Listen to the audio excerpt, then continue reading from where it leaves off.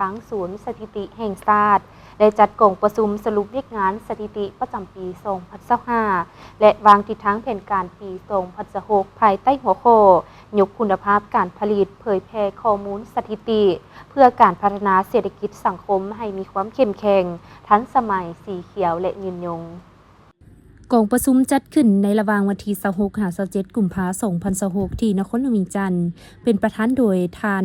นางเพชรสมรโซนหัวหน้าศูนย์สถิติแห่งชาติพร้อมโดยผู้ต่างหน้าจากกระทรวงและแขนงการต่างๆบรรดากรมภายในกระทรวงการเงินและผู้แทน 18แขวงทั่วประเทศเข้าร่วมกองประชุมได้ดำเนินเป็นเวลา2 วันผู้เข้าร่วมจะได้รับฟังการรายงานผลการจัดตั้งปฏิบัติเวียกงานสถิติในปี 2025 ซึ่งเป็นปีที่เวียกงานสถิติได้ยังยืนบทบาทเป็นกระดูกสันหลังในการวางแผนนโยบายท่ามกลางสิ่งท้าทายด้านเศรษฐกิจการเงิน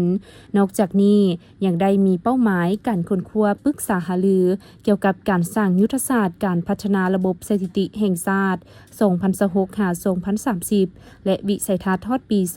2040 การปรับปรุงกฎหมายว่าด้วยสถิติเพื่อสอดคล้องกับสภาพการใหม่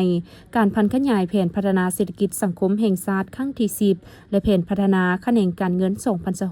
2026-2030 สืบต่อยกสูงคุณภาพและความทันเวลาสืบต่อสุขยุการนำใช้เทคโนโลยีเข้าในการสร้างฐานข้อมูล Big Data และเชื่อมโยงฐานข้อมูลระหว่างแขนงการท้องถิ่นให้เป็นระบบเดียวกันสืบต่อเล็งสรุปและเผยแพร่ผลสำเร็จการสำรวจพลเมืองและที่อยู่อาศัยครั้งที่ 5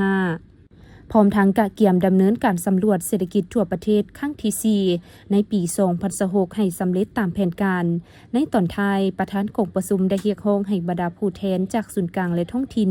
จงพร้อมกันเอาใจใส่เนื้อในจิตใจและผลสำเร็จกองประชุมครั้งนี้ไปพันขยายเข้าในเวียกงานตัวจริงของตนอย่างมีประสิทธิภาพและประสิทธิผลสูงสุด